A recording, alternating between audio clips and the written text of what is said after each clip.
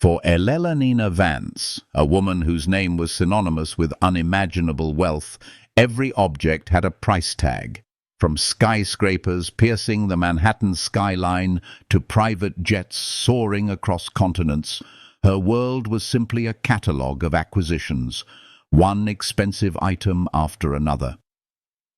But in the hushed and refined elegance of a Michelin-starred restaurant, her gaze unexpectedly fell upon a simple silver locket, the kind worn by a waitress clearly struggling just to make ends meet. In that very instant, the billionaire's carefully constructed, almost impenetrable empire of steel and glass seemed to crumble and fall apart, suddenly replaced by a flood of tears and a memory that she had deliberately buried deep down for over 50 long years. What was it about this cheap, insignificant-looking piece of jewelry that could completely shatter the carefully maintained composure of one of the world's most powerful and influential women? The answer, as it turned out, would unravel a poignant story of lost love, forced sacrifice, and a deeply held secret that all the money in the world could never actually buy. Eleanor Vance moved through the world with a quiet yet very practiced authority. At 82 years of age, her posture was still impeccable, ramrod straight. Her silver hair was always styled in a flawless chignon, and her eyes, the precise color of a stormy sea just before a squall, seemed to miss absolutely nothing. Tonight, she was dining at Aria, San Francisco's most exclusive and talked-about restaurant, a place where the tasting menu alone cost more than the monthly rent for most of the city's inhabitants. It was a Tuesday evening, a day of absolutely no particular significance, which was precisely the primary reason she had chosen to be there. Anniversaries and birthdays were always too painful, relentlessly filled with the ghosts and haunting memories of a life that she had once lived, but that was now long gone. Tuesdays, in stark contrast, were blessedly empty, offering a brief respite from the constant ache. Her companion for the evening was her son, Julian Vance, the current CEO of Vance Industries, the vast global tech empire that her late husband Richard had meticulously built from the ground up. Julian was undeniably sharp, fiercely ambitious, and perpetually wore suits that were tailored with almost surgical precision. He spoke at length of quarterly earnings and potential market acquisitions, his words forming a familiar and monotonous drone that Eleanor had long ago learned to effortlessly tune out. "Mother, are you even listening to me?" Julian finally asked, a definite hint of barely suppressed impatience creeping into his voice. "The board is really pushing for the acquisition of Aerosphere." "It's a trillion-dollar play, Mom." Eleanor offered a faint, almost imperceptible smile, her gaze slowly drifting around the opulent room, taking in the extravagant surroundings. Crystal chandeliers dripped light down onto tables that were draped in heavy linen. The delicate clinking of cutlery against fine china created a subtle, almost delicate symphony of sounds. It was all so very perfect, so meticulously controlled, and yet so suffocatingly lonely. Richard had been gone for over a decade now, and with him all the vibrant colour had seemed to drain from her world, leaving it muted and grey. Now her life felt like a gilded cage, beautiful and impressive from the outside looking in, but ultimately cold and utterly empty within. A young waitress approached their table, moving with a quiet efficiency that spoke volumes about her obvious exhaustion. Her uniform was pristine, impeccably clean, but still showed the faintest signs of wear and tear at the cuffs.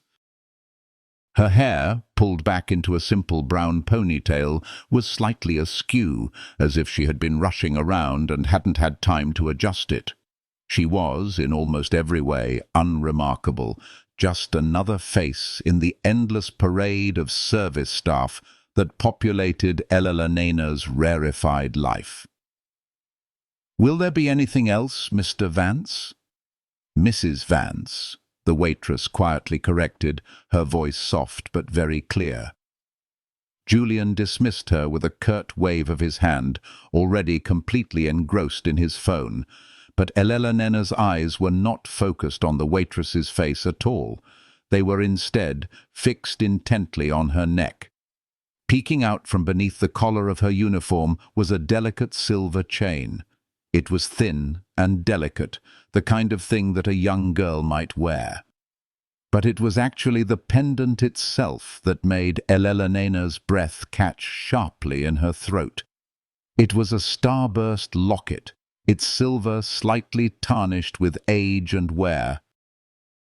At its very center, where the delicate rays of the star actually converged, was a tiny, deep blue sapphire, no bigger than a pinhead. Time seemed to stop completely.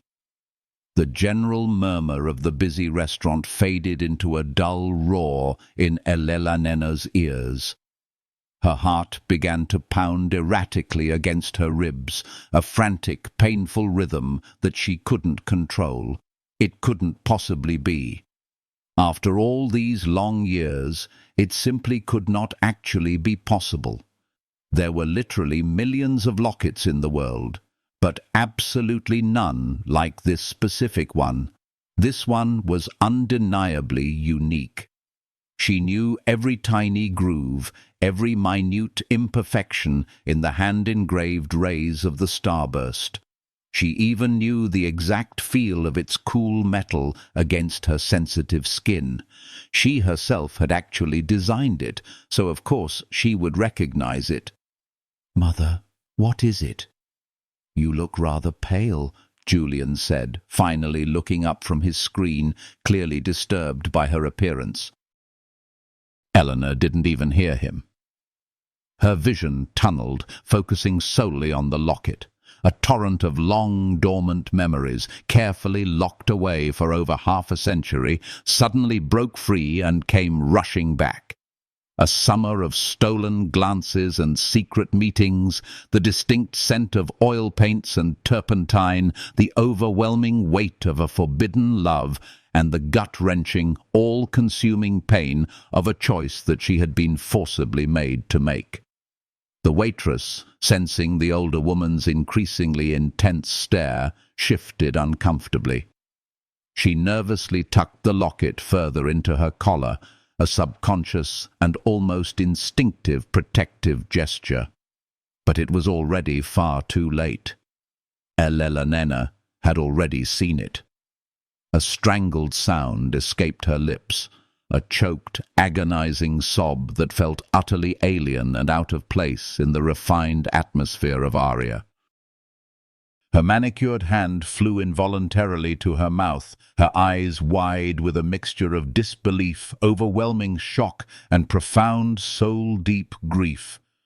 Tears, hot and unstoppable, streamed down her perfectly powdered cheeks, carving telltale paths through the carefully applied mask of composure that she had worn for decades. "That locket," she whispered, her voice trembling uncontrollably, her finger pointing with a shaky hand. "Where? Where did you ever get that locket?" The entire restaurant seemed to fall completely silent. Julian stared, utterly dumbfounded, at his mother's unprecedented emotional breakdown. The young waitress, whose name tag read simply Mia, looked from the weeping billionaire to the locket dangling at her neck, her face a confused and alarmed canvas of bewilderment. Elena Vance, the formidable matriarch of a vast financial dynasty, a woman who had famously faced down hostile corporate takeovers and even buried a husband without ever shedding a single public tear, was now openly crying, not with quiet dignity or carefully measured grief, but with the raw, heart-shattering anguish of a long-lost hope that had just impossibly reappeared right before her very eyes. The dramatic scene unfolding at Table 7 sent a palpable ripple of consternation and discomfort throughout Aria. The maitre d', a man named Jean-Pierre, who prided himself on orchestrating flawless evenings for his clientele, hurried over immediately, his face carefully masking his growing professional concern. "Is everything all right, Mrs. Vance?" he inquired, his voice a low, soothing murmur meant to calm and reassure. Julian, quickly recovering from his initial shock, swiftly took control of the situation. "My mother is just feeling a bit unwell," he said dismissively. "A momentary episode. We'll be perfectly fine." He shot a sharp, dismissive glare at the young waitress. "Mia, you can go now." But Elena's hand shot out with surprising speed and strength as she latched onto Mia's arm. "No, don't go, please," she pleaded, her voice thick with unshed tears. "That locket. I simply must know about it." Mia stood frozen, like a deer caught directly in the headlights. The undivided attention of the entire room was now focused squarely on her. She was acutely and painfully aware of her worn shoes, the slight pen stain marring her apron, and the immense, unbridgeable gulf that existed between her world and that of the woman who was now holding her arm with a surprising grip. It was my mother's," Mia stammered, her voice barely audible, just a mere whisper. "She gave it to me." "Your mother?" Elena's eyes searched Mia's face intently, desperately looking for any kind of resemblance, a vital clue, anything at all. "What is her name?" "Where is she now?" Julian intervened, his tone now firm and brooking no argument. "Mother, this is hardly the time or place for this. You're causing quite a scene." He pried his mother's fingers from Mia's arm and then turned back to the young woman. "My apologies," he said smoothly. "My mother is simply tired. She mistook your necklace for something else." He then pulled out a thick black card holder. "For your trouble," he said, attempting to press several crisp $100 bills into her hand. Mia flinched back slightly, as if the money itself were somehow burning hot to the touch. "No, thank you, sir," she said quietly. "It's all right."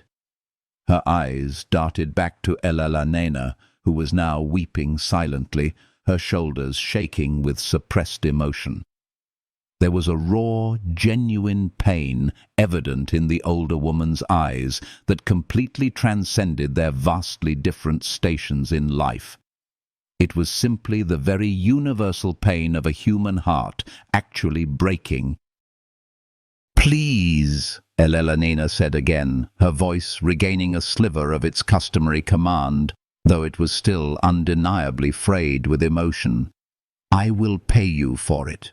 Name your price. $10,000? 20,000? Mia's eyes widened considerably. $20,000 was more than she typically made in an entire year. It was easily enough to cover her own mother's mounting medical bills, to finally fix the leaky roof in their tiny apartment, to actually breathe freely for the first time in many years. A powerful wave of temptation washed over her, so intense that it made her feel almost dizzy and lightheaded.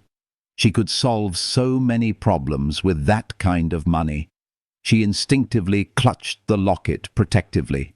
It felt cool against her warm skin, a familiar weight that she had known and treasured her entire life. It was, after all, the only tangible thing she had left from her mother that felt truly and completely hers. Her mother, Sarah, was increasingly sick, her memory fading in and out like a faulty radio signal. But when she was actually lucid, she would sometimes gently touch the locket and smile. "That's your story," she would whisper, her voice frail and weak. "It's all in there. It'll keep you safe." Mia didn't actually know what story the locket truly held. Her mother's past was always just a collection of fragmented, half-remembered tales and fleeting anecdotes. She didn't know who her father was, or even where her mother had actually come from before arriving in San Francisco with just a baby and a single worn suitcase. The locket, therefore, was her only tangible link to that mystery, to her own very identity. To sell it would feel akin to selling a piece of her very soul. "I'm sorry, Mrs. Vance," Mia said, her voice surprisingly strong despite her inner turmoil. "I can't sell it. It's simply not for sale at any price." Julian scoffed in utter disbelief. "Don't be so ridiculous," he said derisively. "It's just a piece of silver jewelry. I'll write you a check for $50,000 right now. You can quit this dead-end job tonight." The generous offer hung heavily in the air, glittering and undeniably seductive. $50,000. It was, by any standard, a small fortune. But as Mia looked directly at Elena, she saw not a wealthy billionaire trying to casually buy a trinket, but rather a desperate woman trying to desperately reclaim a long-lost piece of her own past. And Mia, who had so little of her own past to actually hold on to, understood that very particular sentiment perfectly. "No," she said more firmly this time, her voice unwavering. "My answer is still no. I'm very sorry for your obvious distress." She then gave a slight formal bow. "If you'll both excuse me, I really need to get back to my work." With that, she turned and quickly walked away, her heart hammering wildly in her chest. She could feel the stares of every patron in the restaurant and hear their barely audible whispers following her every step. She fled to the relative safety of the bustling kitchen, her hands shaking so badly that she actually had to grip the edge of a cold stainless steel counter just to steady herself. Back at the table, Julian was visibly furious. "The sheer audacity!" he exclaimed. "A $50,000 offer for some cheap bauble, and she still refuses. She's definitely playing you, Mother. She'll probably come back tomorrow with a lawyer in tow, demanding $1 million. But Elena wasn't actually listening to him. Her gaze was instead fixed intently on the kitchen door through which Mia had disappeared just moments earlier. The young girl's surprising refusal hadn't particularly angered her. It had instead genuinely intrigued her. It only served to confirm that the locket's real value was definitely not monetary. The girl clearly cherished it, just as she was originally supposed to. "Get me her name, Julian," Eleanor said, her voice now low and resolute. "Her full name, her address, everything you can possibly find out about her." "What are you planning to do?" Julian asked, completely bewildered. Elena carefully dabbed her eyes with a linen napkin, her carefully constructed composure slowly returning, like a suit of armor being painstakingly reassembled piece by piece. "If she won't sell a memory," she said, her voice dangerously quiet, "then I shall simply have to buy her story instead." The very next morning, the sterile quiet of Elena Vance's luxurious penthouse apartment was unexpectedly disrupted by the arrival of a man named David Harrison. Harrison was a very experienced private investigator, a man whose rather nondescript appearance belied a truly formidable talent for unearthing even the most carefully guarded secrets. He was known to be discreet, incredibly efficient, and undeniably expensive, widely considered to be the absolute best in the rather cutthroat business. Elela Nena, dressed in a flowing silk morning robe, sat directly opposite him in her vast, sun-drenched living room, which offered a panoramic and breathtaking view of the iconic Golden Gate Bridge.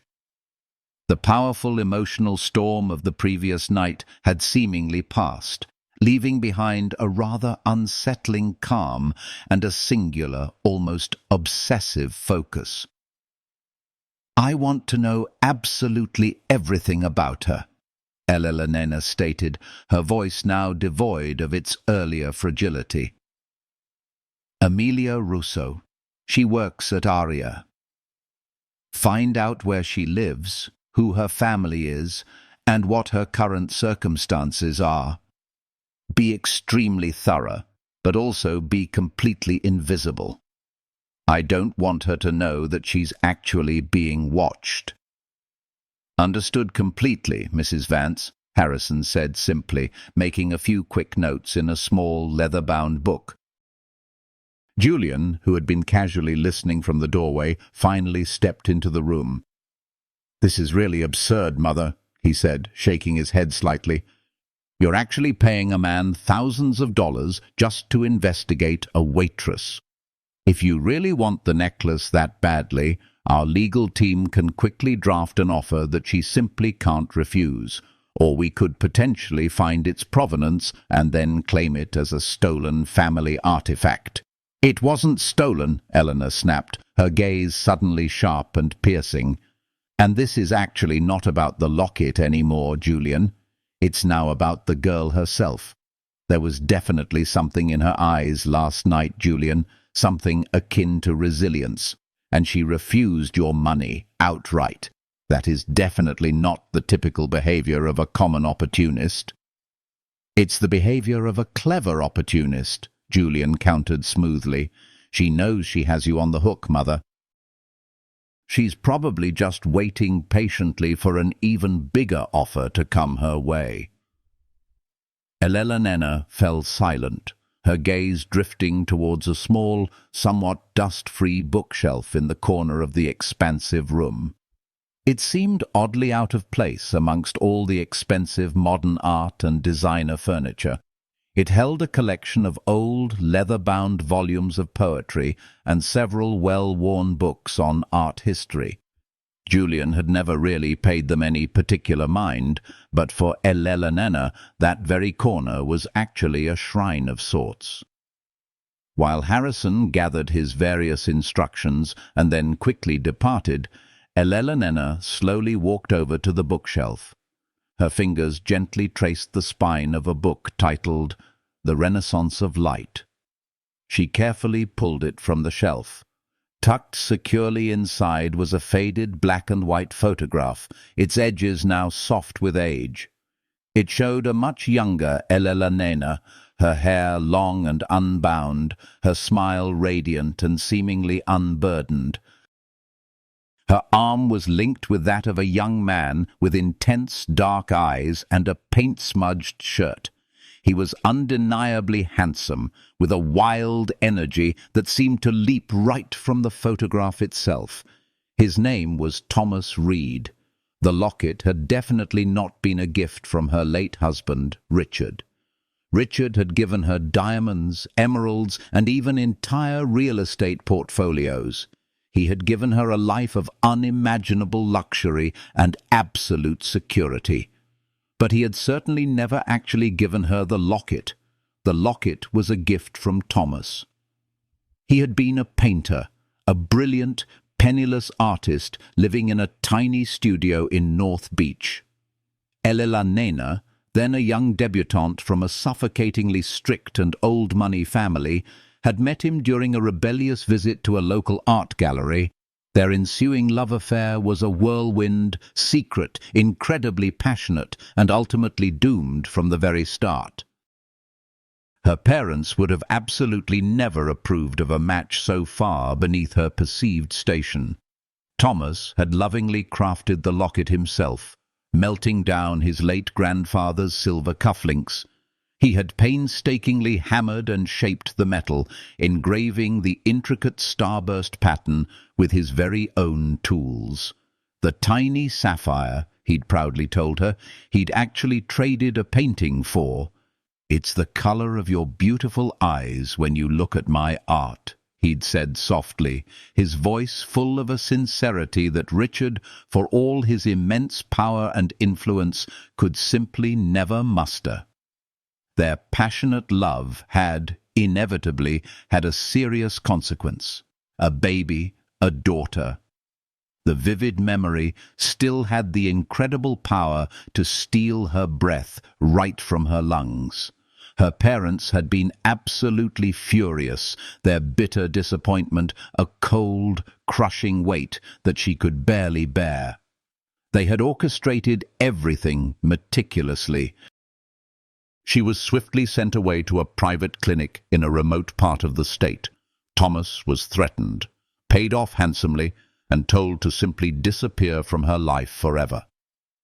He had valiantly tried to fight it, but he was ultimately no match for the overwhelming power and extensive influence of her wealthy family.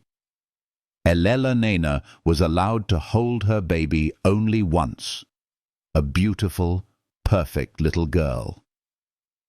Before the adoption agency took her away, Elena had frantically pressed the starburst locket into the infant's swaddling clothes, a desperate, silent promise that she would one day, somehow, find her.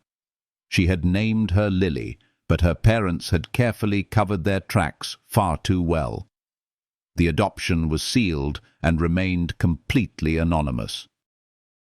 By the time Elena was finally free from her family's suffocating control and respectably married to the kind and undoubtedly powerful Richard Vance, who had offered her a seemingly respectable escape from her circumstances, all trails to her daughter had long gone cold. She had hired several investigators over the years, but they had unfortunately found absolutely nothing. Eventually, the acute pain had slowly transformed into a dull, constant ache, a lingering ghost that she had, with considerable effort, simply learned to live with until, that is, last night, when seeing that particular locket had suddenly ripped open the 50-year-old wound all over again. Could it somehow be a mere coincidence? A replica, perhaps? No. She knew it in her very bones that it was definitely the one, which obviously meant that the waitress, Amelia Russo, was somehow inextricably connected to her long-lost Lily. The intercom buzzed, pulling her sharply from her intense reverie. Mrs. "Vance, Mr. Harrison is on the line for you. He says he has some preliminary information of definite interest." Elena's hand trembled slightly as she picked up the phone. "Yes," she said, her voice barely a whisper. "Mrs. Vance." Harrison's voice was characteristically professional and clipped. "Amelia Russo currently lives at 14B Orchard Street in the Mission District. She is also the sole caregiver for her ailing mother, Sarah Russo. I'm diligently looking into Sarah's background now, but the most interesting part is definitely the finances. They're currently in significant medical debt. Miss Russo works 2 different jobs, the dinner shift at Aria and a morning shift at a local diner called the Daily Grind. Her mother's condition appears to be degenerative, neurological. The bills are simply overwhelming." Elena sank heavily into a nearby chair. The girl was definitely not some clever opportunist holding out for more money, as Julian had so readily assumed. She was, in fact, desperate. She had actually refused $50,000, a truly vast sum that could have eased her considerable burden immensely, purely out of sentiment and principle. "Thank you, Mr. Harrison," Elena said, her voice strained. "Please keep digging. I want to know absolutely everything about Sarah Russo." She hung up the phone, her mind now racing. Sarah? The name itself meant absolutely nothing to her. But the girl's obvious poverty, her quiet dignity, her fierce protection of the one tangible link to her past, it was all starting to slowly form a clearer picture, one that was both deeply terrifying and simultaneously filled with an almost impossible, flickering hope. Julian Vance definitely did not share his mother's sentimental intrigue or growing obsession. He typically saw every situation in stark, binary terms, a problem and a swift solution. The current problem was a waitress who had stumbled upon a potentially valuable piece of leverage and was now causing his mother significant emotional distress. The seemingly simple solution was to apply overwhelming force to the situation, completely bypassing his mother, who he increasingly felt was becoming irrationally obsessed. Julian had his own team run a separate, more detailed background check on Amelia Russo. The results were essentially the same as Harrison's findings, but Julian, predictably, interpreted them quite differently. He saw not a struggling daughter, but a carefully arranged collection of easily exploitable vulnerabilities: debt, a very sick parent, and a clearly precarious financial existence. These were simply levers to be pulled strategically. 2 days after the initial incident at Aria, Mia was finishing up her shift at the Daily Grind, her exhausting second job. It was a greasy spoon diner, a world entirely away from the refined elegance of Aria. Her feet constantly ached, and the pervasive smell of bacon grease seemed to cling relentlessly to her clothes. All she really wanted to do was to simply go home, check on her mother, and then finally fall gratefully into bed for a few hours. As she stepped wearily out into the drizzly afternoon, a sleek, black car pulled smoothly up to the curb. Its tinted windows hummed quietly down, and a man in a very expensive suit, not Julian himself, but clearly one of his dutiful lieutenants, got out. "Miss Russo," he said, his tone polite enough, but decidedly firm, "Mr. Julian Vance would like a brief word with you." Mia's heart immediately sank. She had actually been dreading this moment. "I'm so sorry," she said quietly. "I'm really tired. I desperately need to get home right now." "It will only take a moment," the man insisted, gesturing towards the open car door. It was definitely not a simple request. Reluctantly, Mia slid into the plush leather interior of the car.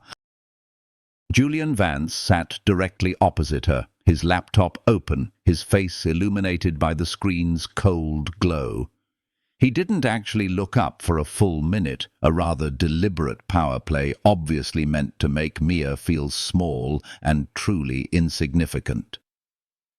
"Miss Russo," he finally said, closing the laptop with a decisive snap, "I'll be very direct. My mother has, unfortunately, developed a bit of a fixation on your necklace. It is, frankly, unhealthy. I simply want to put an end to it as quickly as possible." "I already told your mother it's not actually for sale," Mia said, clutching her bag tightly.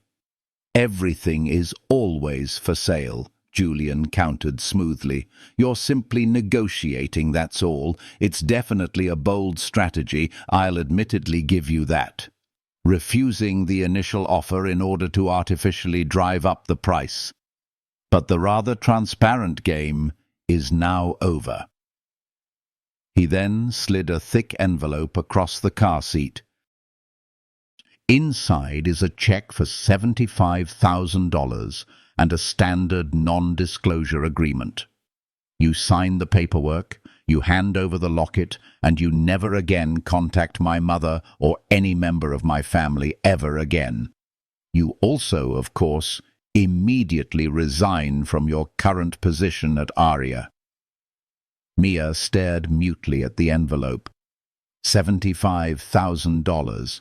The number itself was even more staggering than the last offer, but the way he presented it felt like an outright insult, a cold transaction that stripped all emotion completely from the equation. "It's not really about the money," she insisted quietly, her voice shaking slightly. "It simply has sentimental value." Julian let out a short, humorless laugh. "Sentimental value doesn't exactly pay for oncology specialists at UCSF Medical Center, does it? Or for the incredibly expensive experimental drug trials for early-onset Alzheimer's. We now know all about your mother, Sarah. We know about the persistent debt collectors.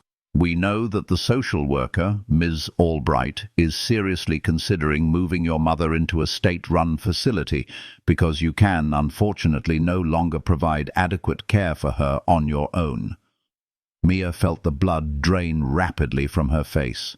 They had actually dug deep into her personal life, into the most painful and private corners of her very existence.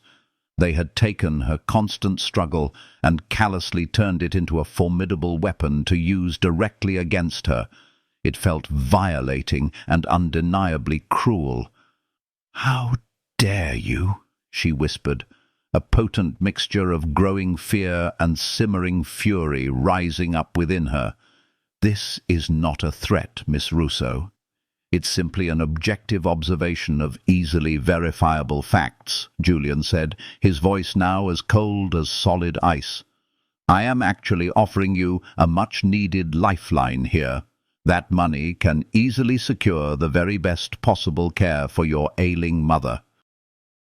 It can actually give you a life completely free from the constant anxiety and crushing weight of debt, all for a simple piece of metal.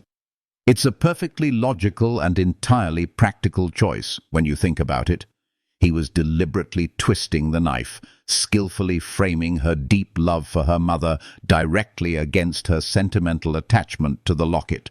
He was effectively making her feel incredibly selfish for holding on so tightly to the one thing that truly gave her a strong sense of personal history. Tears welled up quickly in her eyes, but she forcefully fought them back with every ounce of willpower she possessed. She absolutely would not cry in front of this cold, calculating man. She thought of her mother, of the very obvious fear in her eyes during her frequent bad days, and the fleeting, yet undeniably beautiful moments of precious clarity she still sometimes had. This locket was inextricably part of that, an integral part of her. "The answer is still no," Mia said, her voice trembling slightly, but surprisingly resolute. "What you are so callously doing is simply monstrous. Please just leave me completely alone now." Julian's usually impassive expression hardened visibly. The carefully cultivated veneer of corporate civility suddenly vanished completely, quickly replaced by undisguised contempt. "Fine.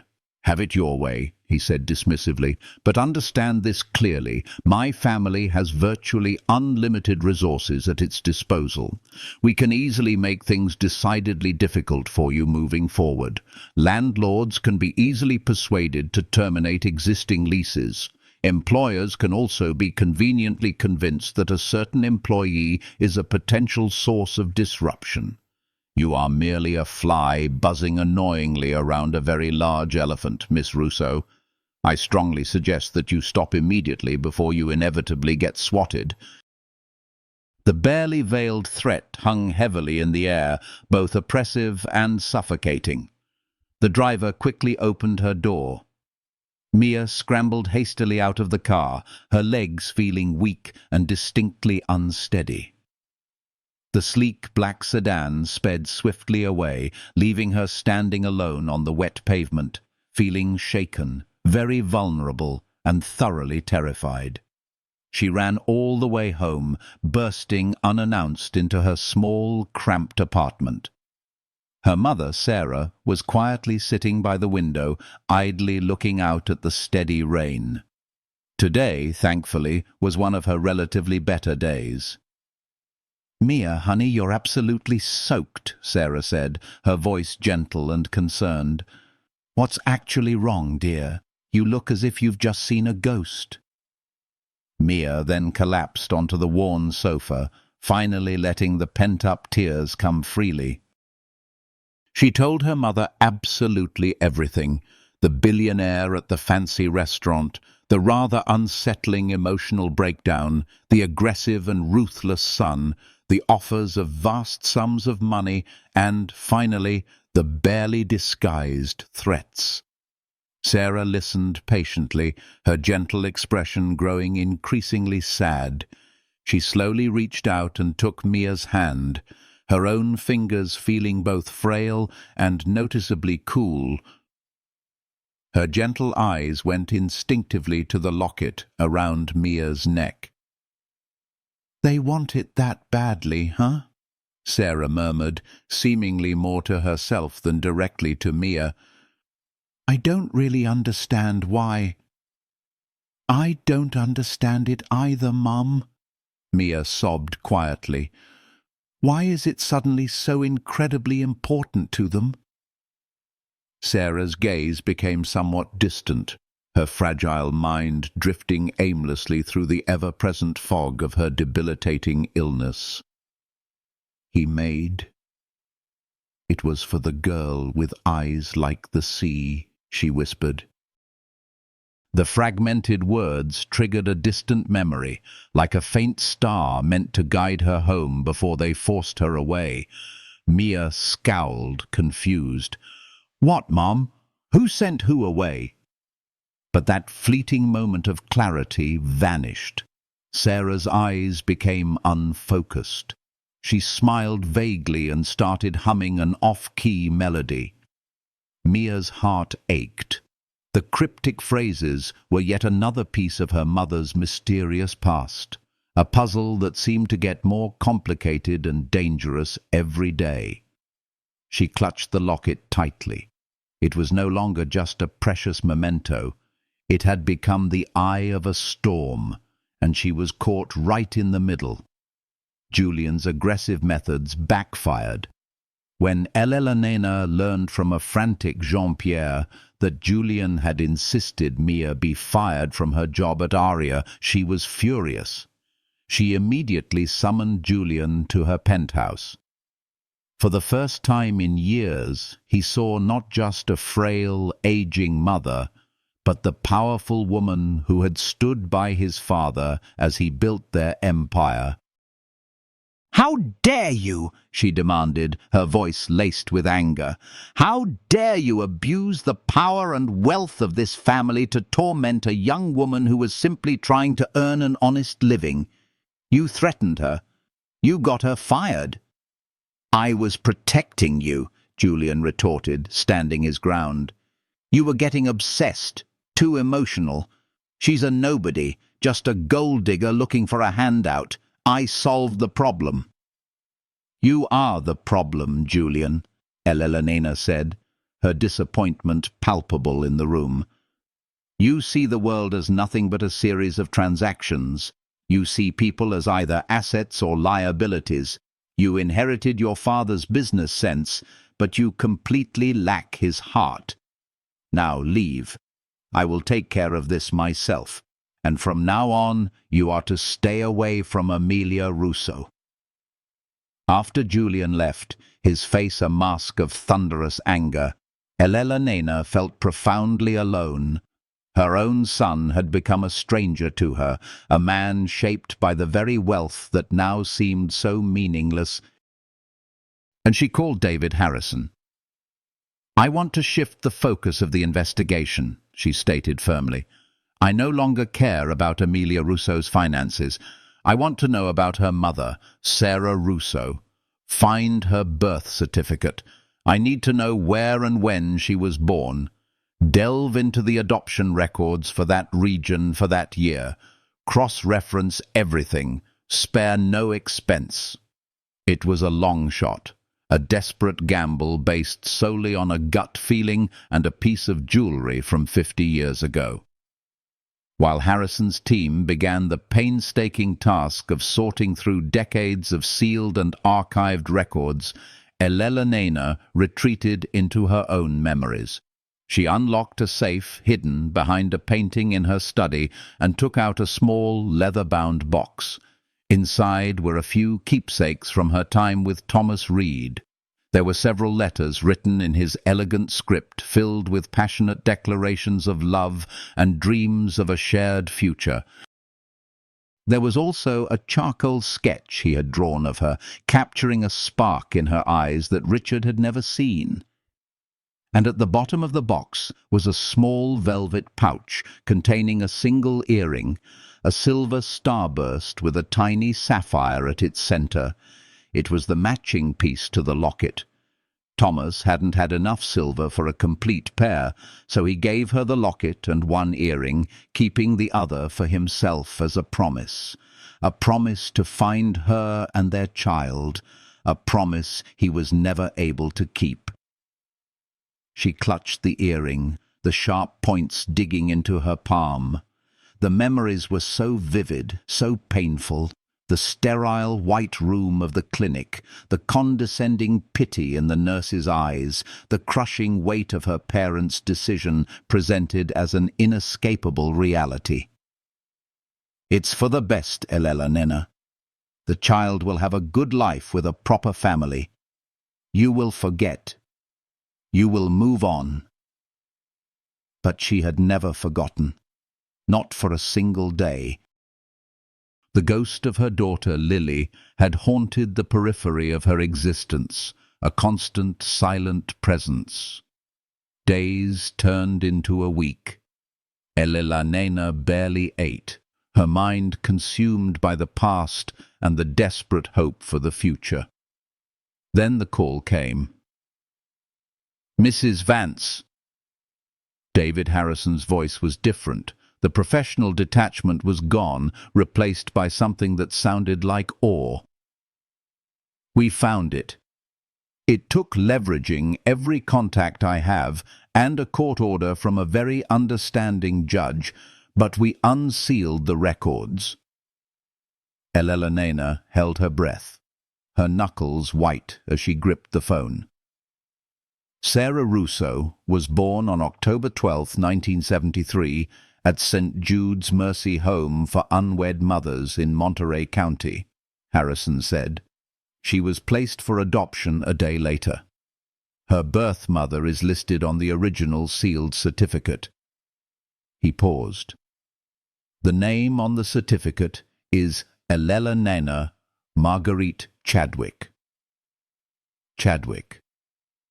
It was her maiden name. The world tilted on its axis. The air rushed from Elena's lungs. It was true. It wasn't a coincidence. It wasn't a delusion. It was real. Sarah Russo was her Lily. The waitress, the quiet, resilient young woman named Amelia, was her granddaughter. "Mrs. Vance, are you still there?" Harrison's voice was full of concern. "Yes," Elena whispered, tears blurring the panoramic view from her window into a smear of blue and gold. "Yes, I'm here." A lifetime of grief and longing surged within her, not as a wave of sorrow, but as a tidal wave of impossible, earth-shattering joy. She had found her. After 50 years of searching, a waitress in a small restaurant had unknowingly brought her daughter back to her. "There's more," Harrison said gently. "I looked into Sarah's adoptive parents. They were a kind, working-class couple. They passed away when Sarah was a teenager. She had a difficult life. And there's no record of Amelia's father." The birth certificate lists him as unknown. It explained so much. Why Sarah was alone, why they were struggling. Her daughter had lived a life of hardship, a world away from the gilded cage Elena inhabited. And now she was sick. her memory fading. Her fierce protective instinct, the maternal love she had been forced to suppress for 50 years, roared to life. She would not lose her daughter again, not after just finding her. "Book the best neurological specialist in the country, Mr. Harrison," Elena commanded, her voice ringing with an authority she hadn't felt in years. "Dr. Alistair Finch at Johns Hopkins. Fly him to San Francisco on my private jet. Rent out an entire wing of the best hospital if you have to. And get me an address. I am going to see my granddaughter." For Mia, the world had become a landscape of fear. Julian Vance's threats echoed in her mind. Her manager at the daily grind had begun treating her coldly, cutting her hours. She knew it was only a matter of time before she lost that job too. The letter from the landlord about a building-wide rent increase that seemed to apply only to her felt like another turn of the screw. She was being squeezed systematically and silently by a force she couldn't fight. Her mother's condition was deteriorating. The moments of lucidity were fewer and farther between. Mia spent her days terrified, feeling the walls closing in. The $75,000 she had refused now seemed like a foolish, prideful mistake. What was a piece of jewelry compared to her mother's well-being? One afternoon, as she was helping her mother with her lunch, Sarah's eyes suddenly cleared. She looked at Mia with a focus that had become heartbreakingly rare. "Mia," she said, her voice weak but clear, "the locket. Let me see it." Surprised, Mia took it off and placed it in her mother's palm. Sarah's frail fingers traced the starburst pattern just as Elena's had in her memories. "My mother gave this to me," Sarah whispered. "Not the woman who raised me, my real mother. I never met her. They told me she was very young and her family was very powerful. They made her give me away." Mia leaned in, her heart pounding. Her mother had never spoken of this so clearly before. "What else, Mom? What did they tell you?" "Just that she loved me," Sarah said, a tear rolling down her cheek. "She left this for me. The nurse at the home. She made sure I got it. She said my mother called me Lily.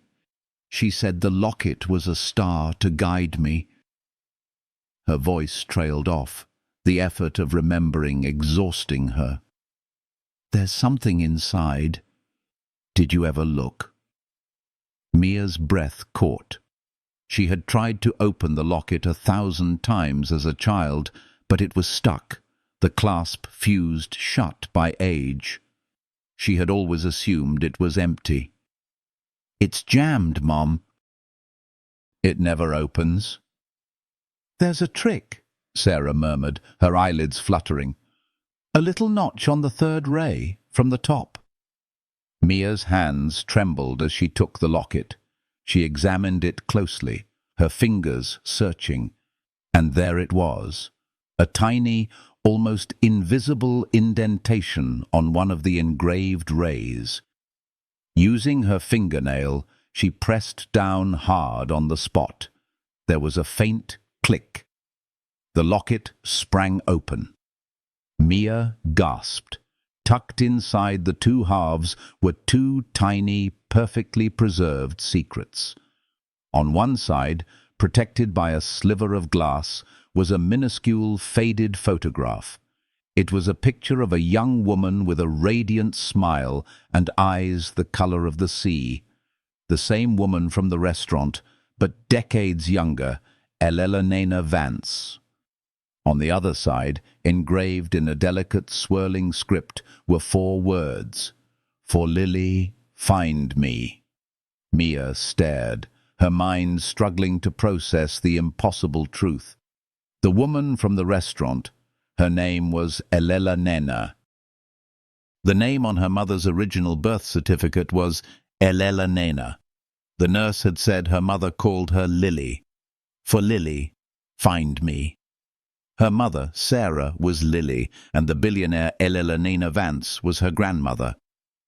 The realization crashed over her with the force of a physical blow. The obsession with the locket, the offers of money, the tears. It wasn't about an object. It was about a person. It was about her mother. Just as this earth-shattering truth was sinking in, there was a soft knock on the apartment door. Mia's first instinct was fear. Was it Julian Vance's men coming to evict them? She opened the door cautiously. Standing in the drab hallway of her apartment building was Elena Vance. She was not the imperious matriarch from the restaurant. She was dressed simply in a cashmere sweater and slacks. Her face was pale, her eyes filled with a nervous, hopeful vulnerability. She was alone.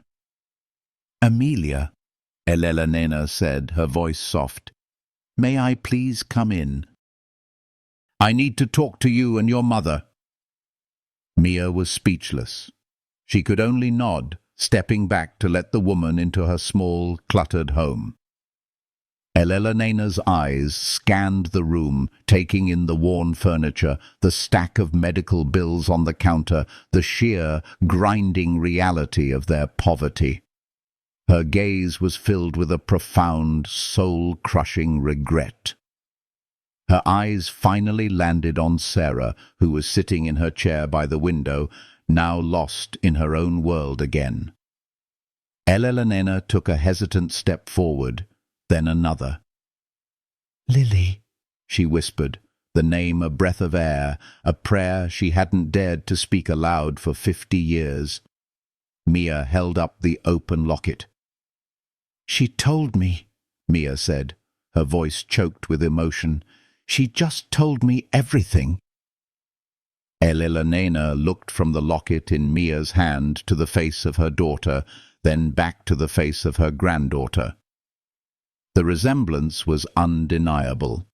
The same determined set of the jaw, the same strength in the eyes.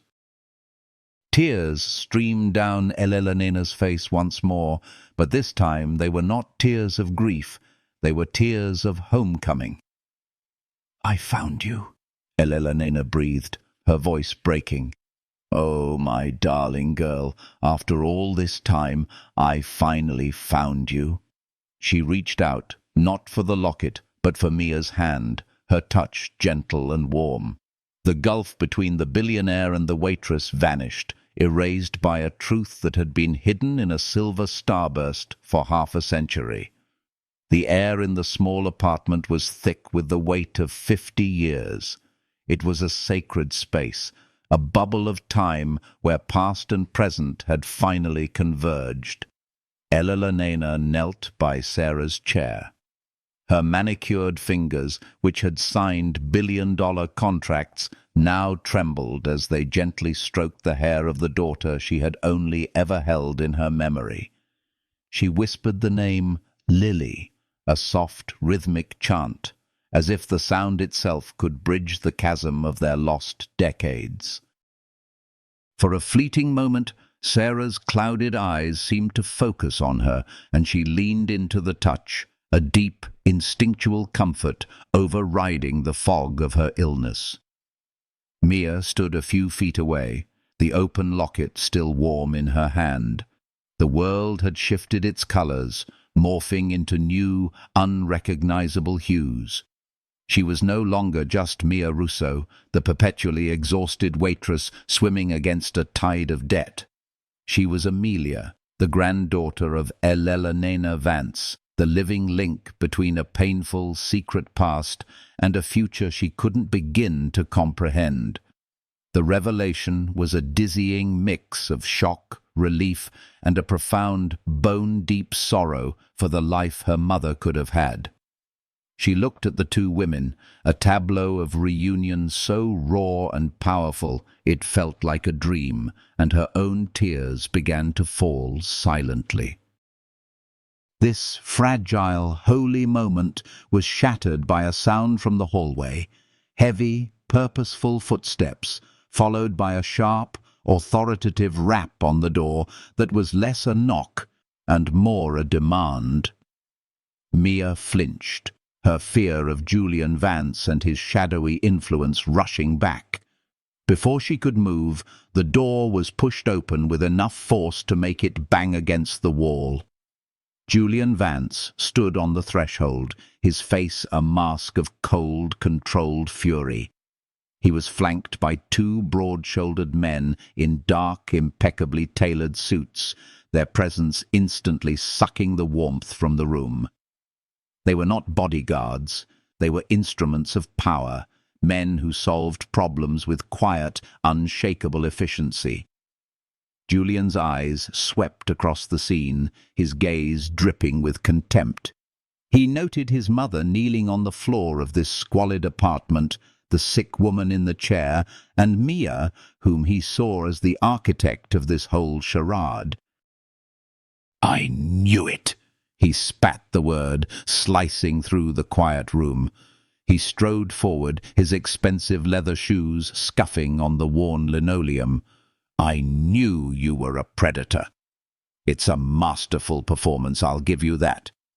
You find a lonely old woman, discover some obscure detail of her past, and then you weave this elaborate, pathetic fantasy."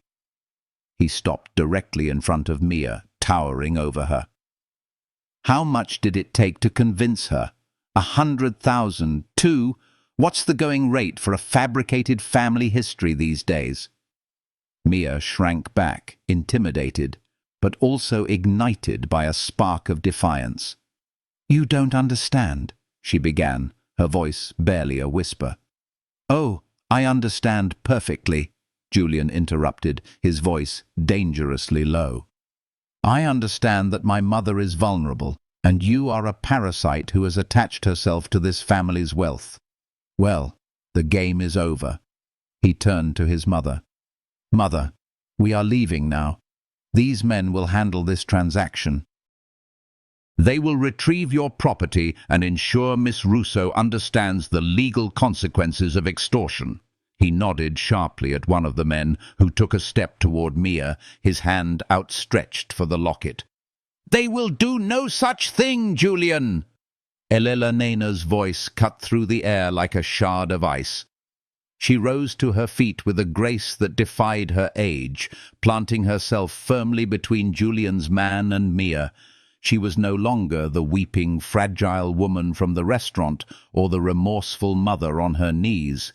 She was Elena Vance, the matriarch, and her eyes blazed with a protective fire Julian hadn't seen since his father's funeral. "This is not a transaction," she declared, her voice ringing with absolute authority. "And this," she said, gesturing to Mia, "is not a parasite. This is my granddaughter Amelia, and this woman," her voice broke with emotion as she pointed to Sarah, "is my daughter Lily." Julian let out a sharp, incredulous laugh. "Daughter, granddaughter, mother, listen to yourself. You are unwell. This pauper has poisoned your mind. You have never, in my entire life, mentioned a lost daughter." "Because I was made to feel ashamed." Elena's voice boomed, startling them all with its power. "Because my parents, your grandparents, decided that the family name was more important than a baby girl. They cared more for appearances and their social standing than for their own child's heart. I was 17, Julian. I was a scared girl in love with a man they deemed unsuitable, and they tore my life apart. They sent me away. They took my baby, and they threatened the man I loved until he disappeared forever. They told me to forget, to move on, to bury the shame. And for 50 years I have lived with that ghost." She took a step closer to her son, her gaze unwavering. "You are just like them. You see a problem, and you throw money or threats at it. You cannot fathom that something's value could be anything other than monetary. You look at Amelia, and you see a poor waitress. I look at her, and I see a young woman with more integrity and love in her heart than you have ever shown. I offered her a fortune, Julian, a life-changing sum of money that could have solved every one of her problems, and she refused. She refused because this locket, my locket, the one I placed in my daughter's blanket, meant more to her than all the money in the world. Elena's gaze was relentless. You tried to destroy her. You had her fired. You threatened her housing. You used the full weight of the Vance name to crush a girl who had nothing, and still she protected her mother's only keepsake. She protected my daughter's legacy without even knowing what it was. Silence descended, thick and heavy. Julian stared at his mother, the absolute conviction in her voice shaking the very foundations of his reality. Mia, emboldened by Elena's defense, held up her hand, the locket open in her palm. The light from the window caught the tiny, faded photograph of the young, smiling Elena. Julian's eyes were drawn to it, to the undeniable proof. He saw the face of his mother before she was his mother, a girl full of a light he had never known. He saw the inscription, "For Lily, find me." His carefully ordered world, a world of spreadsheets and market values, of clear wins and losses, fractured. The cold logic that had been his armor for so long shattered against the irrefutable truth of this emotional, messy human story. He looked from the locket to Mia, and for the first time he didn't see a pauper. He saw a young woman with his mother's eyes. He looked at the frail, sick woman in the chair and saw not a prop in a scam, but his aunt, a member of his family who had lived a life of hardship while he had lived in unimaginable privilege. The magnitude of the family secret, of the injustice, hit him with the force of a physical blow. His entire identity was built on a lie of omission. The fury drained from his face, replaced by a ghastly pallor. The arrogance in his posture collapsed, leaving him looking suddenly younger and lost. He started, but no words came. What could he say? He had been monstrous. He had wielded his power with cruelty, all in the name of a truth that was utterly false. Shame, a foreign and corrosive emotion, burned in his gut. He couldn't bear to look at his mother's disappointed face, or at the quiet dignity of the girl he had tried to break. Without another word, he turned on his heel and walked stiffly out of the apartment. He brushed past his confused men, leaving them in the doorway. "Go," Elena commanded them, her voice quiet but firm. They glanced at each other, then retreated, closing the door softly behind them, sealing the new family within the quiet walls of the apartment. The storm had passed. In the ensuing silence, Mia finally let out a shuddering breath she didn't realize she'd been holding. Elena came to her, taking the locket and Mia's hand in her own. "He will come around," she said, though her voice lacked conviction.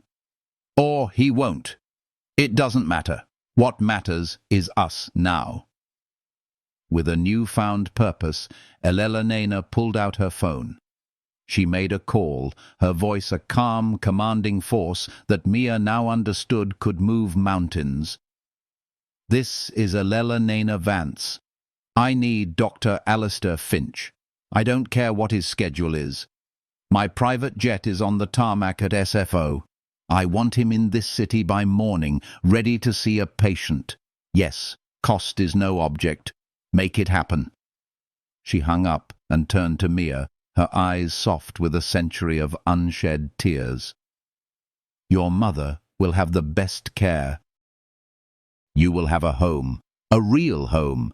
You will never have to work 2 jobs again unless you choose to. You can go to school, travel, anything. The world is yours now, Amelia." Mia could only shake her head, overwhelmed. "I don't know what to say." "You don't have to say anything," Elena said gently. She looked down at the locket, tracing the starburst with her finger. "Your grandfather made this," she whispered, giving Mia the final piece of her story. "His name was Thomas Reed. He was a brilliant painter, and he had the kindest soul I have ever known. He would have loved you so fiercely." Elena looked over at Sarah, who had drifted into a peaceful sleep. A real family. After a lifetime of loneliness in a palace of gold, Elena had finally found her home in a cramped 2-room apartment with a daughter lost to time and a granddaughter she never knew she had. The Vance fortune of stocks and steel was vast, but it was nothing compared to this. This was the real inheritance. This was the inheritance of the heart. In the end, it wasn't Elena Vance's billions that healed her broken heart. It was the discovery that the greatest treasure she ever possessed was not something she could buy, but someone she had lost. The story of Elena, Mia, and Lily reminds us that family is not defined by wealth or status, but by the unbreakable threads of love that weave through generations, sometimes getting lost, but never truly severed. Mia's simple locket, worthless in a pawn shop, turned out to be priceless, for it held the key to unlocking a 50-year-old secret and reuniting a family torn apart by circumstance. It's a powerful testament to the idea that our true legacy lies in the connections we forge and the love we share. We absolutely refuse to let this fade from memory. If this tale of separation and coming back together resonated with you on a deep level, we really want to hear about it in the comments section down below. Seriously, what choices would you have made if you were standing in Mia's shoes at that critical 00:58:48 moment? Be sure to hit that like button for this video and pass it along to someone you know would appreciate a heartfelt story that showcases the unbreakable bonds of family. And above all else, please subscribe to our channel so you don't miss out on any more real-life dramas. We're talking about the kind of stories that will truly stir your emotions, provide genuine inspiration, and remind you that even the most seemingly ordinary lives are filled with the most extraordinary narratives just waiting to be discovered.